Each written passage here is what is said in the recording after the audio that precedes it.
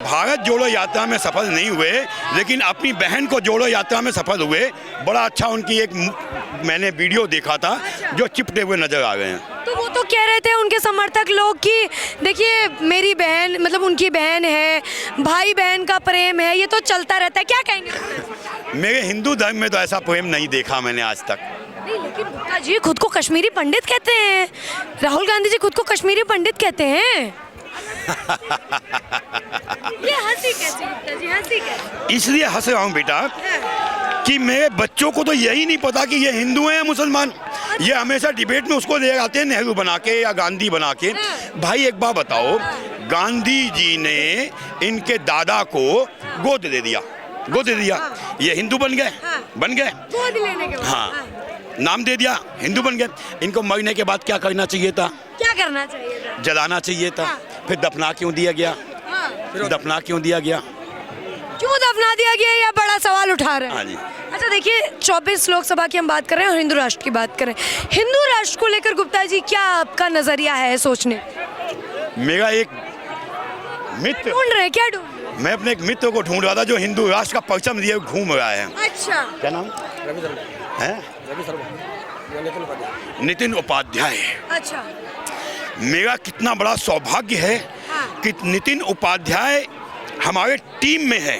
अच्छा। और वो हिंदू राष्ट्र का अलग जगाने वाला एक योद्धा है जो ये घूम घूम के पूरे देश को आज हिंदूमय बना चुका है और आने वाले समय में मेरी आंखें इसे हिंदू राष्ट्र बनते हुए देखेगी। हिंदू राष्ट्र बनते हुए देखेंगे। अच्छा, क्या चीज है जो अभी हिंदू राष्ट्र बनने से रोक रही है गुप्ता जी? कुछ तो होगा जो बाधा डाल रहा है हिंदू राष्ट्र रोकने में।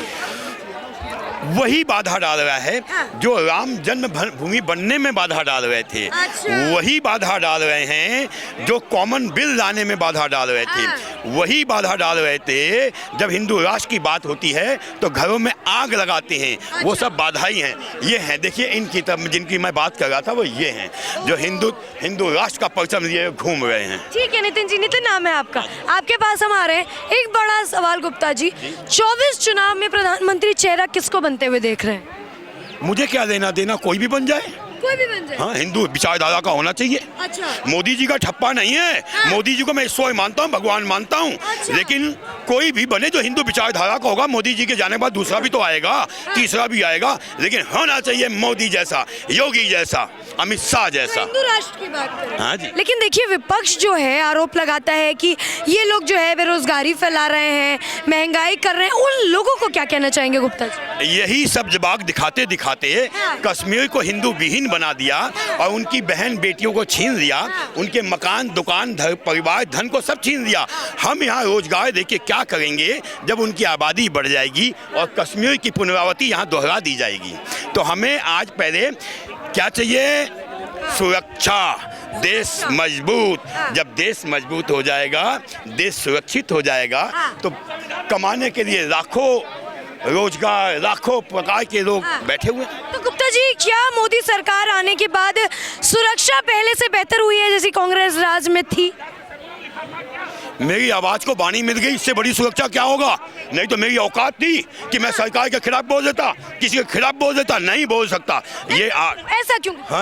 ऐसा क्यों? कांग्रेस सरकार में जब जिसने बोला उसकी गर्दनें काट दी गई या उसका जिब्भा काट दिया गया।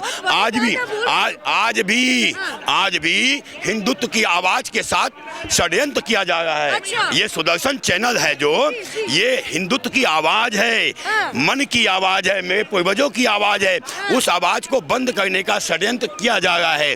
और उस आज अगर से ये कांग्रेस सरकार होती तो ये जेल में होते, ये बाहर नहीं होते। हाँ, पक्का जेल में होते। कांग्रेस राज में आप लोगों को बोलने की आजादी नहीं थी, ये आपके कहने का मतलब? आसाराम बापू सिर्फ इतना ही तो बोल गए थे कि ये 3 लाख हिंदुओं को मैं ईसाई नहीं बनने दूंगा, इन्हें घर वापसी कराऊंगा।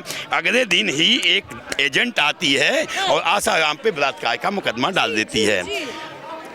आसाराम 26-27 साल हो गए, 84-85 साल के हो गए, एक दिन की पैरोल, एक दिन की जमानत नहीं दी गई। वही राजीव गांधी के हत्यारों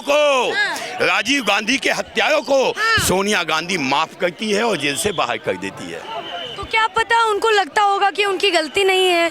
सोनिया गांधी भी तो बड़ी दिमाग वाली हैं, राहुल गांधी जी ऐसा पुत्र उन्होंने। उसके पति की जो बम मार के हत्या की गई उसमें षड्यंत्र सोनिया गांधी का था, आप कहना चाहते हो? नहीं, हम सिर्फ सवाल कर रहे हैं। हम कहना चाहते हो जब बीवी अपने पति के हत्यारों को माफ करके छोड़ देती है ईसाई होने के कारण, तो बाबा को भी छुड़वा सकती थी? नहीं, क्योंकि ईसाईयत और इस्लाम में अपने धर्म के प्रति ये इतना निष्ठावान, इतने मजबूत होते हैं कि उन्हें ना बहन, ना बाप, ना भाई, ना भैया, कोई भी नहीं, धर्म के आगे जो आया उसकी बलिदान दे देते हैं। अच्छा गुप्ता जी, देखिए लगातार सोनिया गांधी का जिक्र कर रहे हैं, राजीव गांधी का जिक्र कर रहे हैं, उनके सुपुत्र राहुल गांधी जी, देखिए मैं लगातार चर्चा कर रही हूँ राहुल गांधी जी की। अभी गए कश्मीर, 370 के ऊपर जब बात आती है गुप्ता जी, तो कहते हैं कि अगर मैं आया तो 370 वापस लेकर आऊंगा, क्या कहें? कोई शक? मैं कोई शक? उनके बाप दादाओं की यही तो सपना था, यही तो कहानी थी कि इसे हिंदू राष्ट्र, इस्लामिक राष्ट्र बनाना है, तो वो नहीं करेंगे तो और कौन करेगा? लेकिन आज हिंदू जाग चुका है। 2 सांसद वाली पार्टी 302 पे बैठी हुई है और 402 पे जाने की तैयारी है। अच्छा, 370 हटने का आपको फायदा लगता है कि नहीं? क्योंकि देखिए विपक्ष ऐसा कहता है गुप्ता जी कि कोई फायदा नहीं हुआ 370 हटाने का, चाबी घुमा रहे हैं, क्या कहेंगे? पहले हम मारे जाते थे, अब हम लड़ रहे हैं। क्या? पहले हम मारे जाते थे, हाथ जोड़ के बैठ जाते थे, हमारी गर्दन काट दी जाती थी, हमारे बच्चों का चावल भिगो के खून में मेरे मुंह में खिला दिया जाता था, मेरी माँ बहनों को आगे से काट दिया जाता था। आज वो 2 मारते हैं तो हम 5 मारते हैं, हमारी फौज 5 मारती है।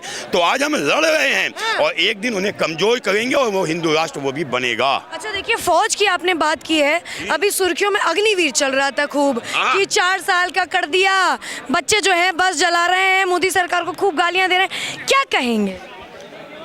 5 लाख लोग तैयारी कर रहे हैं अग्निवीर में जाने के लिए। अग्निवीर कितनी अच्छी चीज है मैं आपको बताना चाहता हूँ। ये जो कमजोर, डरपोक, कायर देशद्रोही हैं, उन्हें ये 4 साल की नौकरी लगती है। ये नौकरी 4 साल की नहीं है बेटा, ये नौकरी 15 साल की है। 25% जो उसमें मजबूत होंगे, जो सक्षम होंगे, वो परमानेंट होंगे। डर किन कायरों को है? जिन्हें पता है कि मैंने कुछ तो किया नहीं, 5 साल बाद हाथ में मार के भगा दिया जाएगा, तो मुझे तो एक दफ़ा नौकरी मिल गई तो मुझे जम के बैठ जाना है, उन्हें डर है। लेकिन देखिए विपक्ष कहता है कि ये आर्मी वालों का जो फौज में जाते हैं उनका अपमान है, उन लोगों को क्या कहेंगे गुप्ता जी? अपमान नहीं, उनका मान है। जो 75% आ जाएंगे वो पकोड़े बना के बेचेंगे, तो हमारा देश में पकोड़े वाला भी फौजी, मेरे देश में टीचर भी फौजी, मेरे देश में ये जो बच्चे घूम रहे हैं ना ये भी फौजी। जब वक्त आएगा तो हम 1 लाख सेना नहीं, 15 लाख सेना है और एक साथ खड़े हो जाएंगे। आप कहते हो कि देश में महंगाई है, अगर हम 25 लाख सेना को भर्ती कर दें तो पैसा कहाँ से आएगा? फिर तो महंगाई और बढ़ जाएगी, फिर आप और चिल्लाओगे महंगाई बढ़ गई, महंगाई बढ़ गई, महंगाई बढ़ गई। तो सरकार कितनी दूरदर्शी है कि उसने 75% सेना बना के रिजर्व में रखा हुआ है कि जब मेरे देश को जरूरत पड़ेगी ये सब मेरे फौजी आएंगे और चाइना को मार के भगा देंगे। अच्छा देखिए, अभी आपने पकौड़े का जिक्र किया था, पकौड़े वाला, झाड़ू वाला, ऐसे ही एक है चाय वाले जो अभी फिलहाल 2 बार से प्रधानमंत्री बन रहे हैं। तो देखिए विपक्ष जो है आरोप लगाता है कि चाय बेचता था, देश को क्या संभालेगा, उन लोगों को क्या? बेटा जी, अभी एक नमकीन वाला है जिसके यहाँ 75,000 आदमी काम करते हैं, वो नमकीन बेचता है, भुजिया बेचता है। तो क्या भुजिया बेचने वाला उनसे कमजोर है जो देश को आग लगा रहे हैं पत्थर फेंक फेंक के? ऐसा नहीं। देश में कोई काम क्या हुआ, एक षड्यंत्र किया गया कि भाई ये वाल्मीकि समाज का आदमी है, इसको ना सरकारी नौकरी के पीछे लगा दो।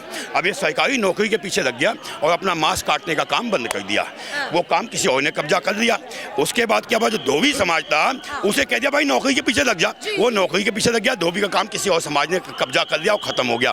तो धीमे धीमे आपने देखा होगा मेरा रोजगार हमारे दुश्मनों के पास जा रहा है। वो धन से भी मजबूत होंगे, पैसे से भी मजबूत होंगे और एक दिन हमारे हिंदुस्तान को खा जाएंगे।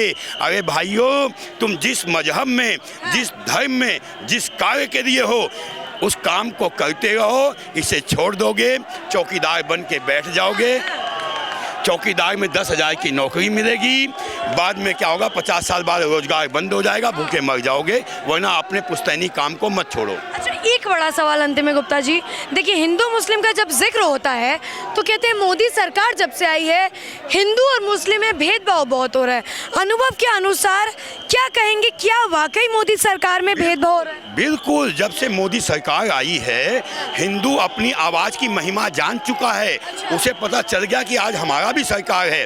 पहले तो हमारी सुनवाई नहीं होती थी, हमारे मंदिर को कोई तोड़ दे, हमारे शिवालय को कोई तोड़ दे, हमारे बेटी बहन का कोई बेइज्जती कर दे, हमारे वाल्मीकि भाइयों की बहन बेटियों को उठा के जाकर उन्होंने बलात्कार करके मार डाला, मेरे बड़ियों के बच्चों को उन्होंने मार डाला, यादव के बच्चों को मार डाला। आज क्या है, हिंदू संगठित हो रहा है, समाहित हो रहा है, एकजुट हो रहा है, इसलिए इनके पेटों में दर्द हो रहा है। मानते हैं कि पहले से ज्यादा सुरक्षा महिलाओं की है मोदी सरकार में? बेटा पहले से ज़्यादा सुरक्षा है या नहीं है? हाँ। खत्म। क्या जवाब दिया? मैं कुछ जवाब हाँ फेसबुक में जी, या सोशल मीडिया में हिंदू राष्ट्र बनेगा। चलिए ठीक है, मैं आपसे जानना चाहूंगी आपका शुभ नाम? रविंद्र कुमार द्विवेदी, राष्ट्रीय अध्यक्ष अखिल भारत हिंदू महासभा। क्या लग रहा है त्रिवेदी जी, चुनावों का रुख इस बार क्या है? 24 में कौन आने वाले हैं प्रधानमंत्री के रूप में? जो हिंदू राष्ट्र निर्माण की बात करेगा, जो सनातन संस्कृति की रक्षा की बात करेगा, जो इस देश में सभी वर्गों को साथ लेकर के चलने की बात करेगा, वो सरकार बनाएगा। जैसे कि कोई एक चेहरा? भाई चहल तो जब चुनाव का अखाड़ा सजेगा, हमें राजनीतिक दल उनके प्रत्याशी नजर आएंगे, ये चर्चा तो उसके बाद होगी ना। नहीं, लेकिन देखिए 2 बार से मोदी जी प्रधानमंत्री बन रहे हैं, लग रहा है कि हैट्रिक लगा सकते हैं। इसमें तो कोई संदेह नहीं है। मैं बात मोदी जी की नहीं करूंगा, मैं बात करूंगा राष्ट्रवादी और हिंदुत्ववादी नेताओं की सरकार बनेगी। वो किसी भी दल की हो, जो हिंदुत्व के विरोध में अब खड़ा होगा ना, उसका पतन सुनिश्चित है। अभी आप एक से सवाल कर रही थी कि चाय वाला सरकार बस चला रहा। विपक्ष ऐसा कहता है कि चाय वाला देश चला रहा है, क्या देश चला रहा है? विपक्ष से पूछना चाहूंगा कि क्या आलू से सोना बनाने वाला सरकार चलाएगा? चाय तो नजर आ रही है, आलू से सोना बनता नजर नहीं आता। वो दिखाओ, उसके बाद बात करना। अच्छा, लेकिन देखिए जिनकी आप बात कर रहे हैं बड़े युवा नेता हैं, कांग्रेस कहती है युवा नेता हैं हमारे, गलती से जवान फिसल जाती है। युवा नेता, ये वही युवा नेता है जिनका प्रवेश हिंदू कॉलेज में हुआ था। मैं हिंदू कॉलेज में इनका सीनियर विद्यार्थी था, इनका कम परसेंटेज था, ज़्यादा परसेंट वाले का एडमिशन नहीं हुआ। पीसी वर्मा वहाँ प्रिंसिपल होते थे, हम उनके पास गए थे, या तो राहुल गांधी का एडमिशन कैंसिल करो वरना उससे ज़्यादा मार्क्स वाले का एडमिशन करो। उस राहुल गांधी को हिंदू कॉलेज से निकाल दिया गया था, तब वो सेंट स्टीफन में जाके एक क्रिश्चियन कॉलेज में एडमिशन लिया था, जिसका हमने उस छात्र जीवन में दाखिला हिंदू कॉलेज में रद्द करवा दिया गया हो, वो हमारा सामना क्या करेगा?